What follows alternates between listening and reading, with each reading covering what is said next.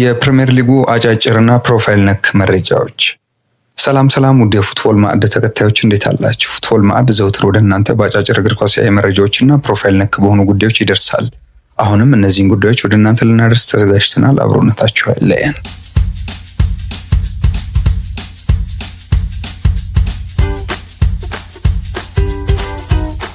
በቅድሚያም የአርሰናል መረጃን ነው የምናገኘው። ዊሊያም ሳሊባ ኮንትራቱን አራዝሟል። የመድፈኞቹ የመሃል ሜዳ ተከላካይ ዊሊያም ሳሊባ በአርሰናል ቤት የሚያቆየውን የ5 ዓመት ኮንትራት ማራዘሙ ተረጋግጧል። በሳምንቱ መጨረሻ ኮንትራቱን ለማራዘም በቃል ደረጃ የተስማማው ተከላካዩ እስከ 2030 በመድፈኞቹ ቤት የሚያቆየውን ኮንትራት ነው የፈረመው። ከዚህ ቀደም ሪያል ማድሪድን ጨምሮ በርካታ ክለቦች የተጫዋቹ ፈላጊ ሆነው መቅረባቸው አይዘነጋም።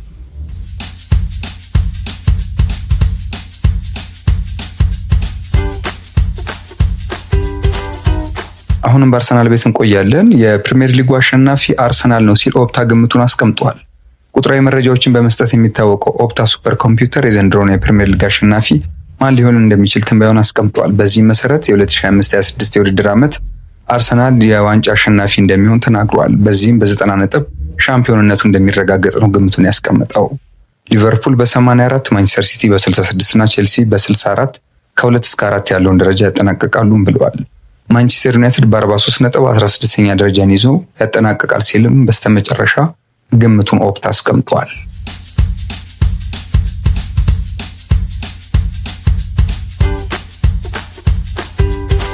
አሁን ወደ ፕሮፋይል ነክ መረጃችን እናልፋለን።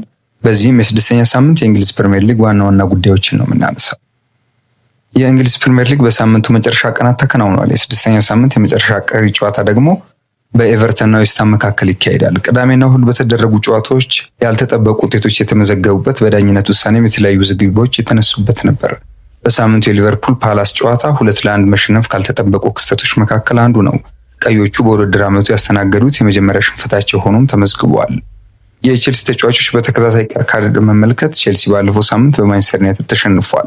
የጨዋታው ውጤት ቀያሪ ሁነት ደግሞ ግብ ጠባቂው ሳንቼስ ገና በጨዋታው የመጀመሪያዎቹ ደቂቃዎች በቀይ ካርድ መውጣቱ ነው።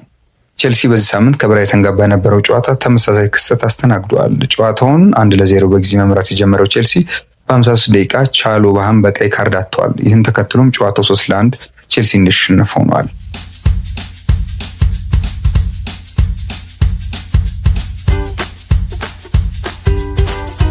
ሌላኛው ደግሞ የማንቸስተር ዩናይትድ እና የአሰልጣኙ አሞሪም ስኬት አልባ ጉዞ ነው። ወጣቱ አሰልጣኝ አሞሪም ኦልድ ትራፎርድ የሚሆናቸው አይመስልም። በ6 የፕሪሚየር ሊጉ 3ቱን ተሸንፈዋል።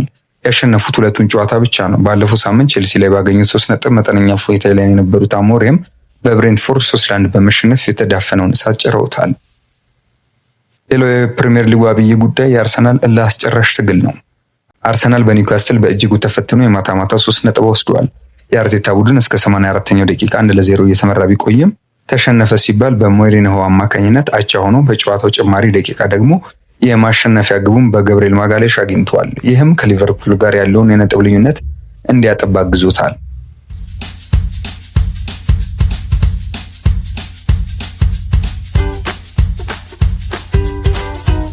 በፕሮፋይል ነክ መረጃችን ሌላኛው ጉዳይ የሚወስደን የአስቶን ቪላ ከ3 ነጥብ ጋር መታረቅ ነው። ባለፈው ዓመት አስደናቂ የውድድር ዓመት ያሳለፈው አስቶን ቪላ ዘንድሮ ውጤት እንደ ሰማይ ርቆታል። የኤምሬው ቡድን በ5 የሊጉ ጨዋታዎች በ2 ተሸንፎ በ3 አቻ በመውጣት 6ኛ ሳምንት ድረስ ጠብቋል። በመጨረሻም ፉልሃምን 3-1 በማሸነፍ ከ3 ነጥብ ጋር ታርቋል። በ6ኛው ሳምንት በተደረጉ 9 ጨዋታዎች 90 ደቂቃ ተጠናቆ በጭማሪ ደቂቃ 9 ግቦች ተቆጥረዋል። በሌላ በኩል ሳምንቱ አወዛጋቢ የዳኝነት ውሳኔዎች የታዩበትና ቅሬታዎች የተሰሙበትም ነበር። ማይክል አርቴታ ቡድናቸው የፍጹም ቅጣት ምት ይገባው እንደነበር በማረጋገጥ የምስል ዳኝነትን ወቅሷል። በተመሳሳይ ጨዋታ ኒውካስትል የፍጹም ቅጣት ምት ይገባኛል በሚል የዳኛውን ውሳኔ ተቃውሟል።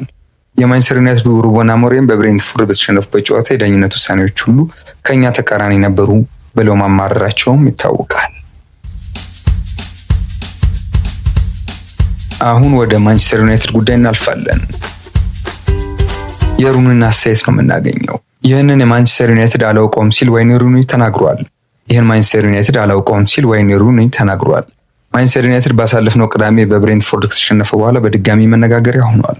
ፖርቱጋላዊ አሰልጣኝ ሩበን አሞሪም ላይ የሚነሱ ትችቶችም የበለጠ ገዝፈዋል። ቢቢሲ ላይ በትንተና እየሰራ የሚገኘው የማንቸስተር ዩናይትድ የቀድሞ ተጫዋች ዋይን ሩኒ የሰላ ትችት ሰንዝሯል። በ13 ዓመት የዩናይትድ ቆይታው የከፍታውን ዘመን ብቻ ያየው ሩኒ በክለቡ ምን እየተካሄደ እንደሆነ ለመረዳት ከብዶኛል ሲል ተናግሯል። አሞሪም ወጣት አሰልጣኝ ነው፣ ከፊቱ ብሩህ ጊዜ ይጠብቀዋል። በዩናይትድ እየሰራ ያለው ስራ ግን ከብዶታል በማለት ገልጿል። የአውሮፓ ቻምፒየንስ ሊግና የእንግሊዝ ፕሪሚየር ሊግን ጨምሮ 16 ዋንጫዎችን ከቀይ ሰይጣናቱ ጋር ያሸነፈው ዋይን ሩኒ የቀድሞው ክለቡ እየሄደበት ያለውን አቅጣጫ ለመናገር ይከብዳል ብለዋል። ተጫዋቾች በፍላጎት ሲጫወቱ ሲፋለሙ የሚመጣውን ጫና ሲሸከሙ አልተመለከትኩም ያለ ዋይን ሩኒ ይህን ማንቸስተር ዩናይትድ አላውቀውም ሲል ቢቢሲ ላይ በነበረው ዝግጅት ሀሳቡን ሰንዝሯል። አሁን ክለቡ ያለበት ሁኔታ እንደሚያበሳጨው የገለጸው ሩኒ የክለቡ አስተዳዳሪዎች አቅጣጫቸውን በግልጽ ማሳወቅ አለባቸው ሲልም ተናግረዋል።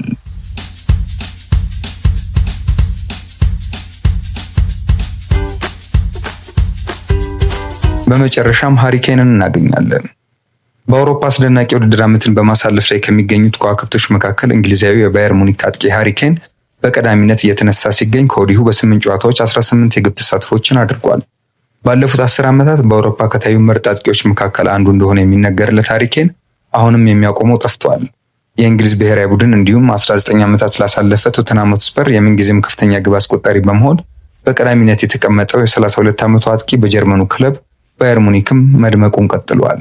እንደ አውሮፓውያን አቆጣጠር በ2023 ሙኒክን የተቀላቀለው ኬን በመጀመሪያው ውድድር ዓመት በሁሉም ውድድሮች 44 ጎሎችን ያስቆጠረ ሲሆን በተጠናቀቀው ውድድር ዓመት ደግሞ 41 ግቦችን በስሙ አስመዝግቧል። በተመሳሳይ የዋንጫ እርግማኑ ተፈቶለት የጀርመን ቡንደስሊጋን ጭምር ማሸነፉ አይዘነጋም። በያዝነው የ2025/26 የውድድር ዘመን ደግሞ በአስደናቂ መልኩ ጅማሬን ካደረጉ ከዋክብቶች መካከልም አንዱ ሆኗል። እንግሊዛዊ ኮከብ ከወዲሁ በሁሉም ውድድሮች ባደረጋቸው 8 ጨዋታዎች 18 የግብ ተሳትፎች ያደረገ ሲሆን 15 ጎሎችን አስቆጥሮ 3 ኳሶችን ደግሞ አመቻችቶ ማቀበል ችሏል። በርካቶችን ማስደነቁን የቀጠለው ሃሪኬን በውድድር ዓመቱ መጨረሻ በዋንጫዎች የታጀበ ጊዜያትን ካሳለፈ እንዲሁም በመጪው ውድድር ዓመት ታላቅ የዓለም ዋንጫ ውድድር የሚካሄድ መሆኑን ተከትሎ ቀጣዩን የባላንዶር ሽልማት ለማሸነፍ ከወዲሁ ትልቅ ግምቶች ካገኙ ከዋክብቶች መካከል ይገኝበታል። ባለልምዱ አጥቂ ሃሪኬን በውድድር ዓመቱ መጨረሻ ዳግም ወደ እንግሊዝ ፕሪሚየር ሊግ የሚመለስበት እድል አለ ተብሎም በስፋት እየተዘገበ ይገኛል።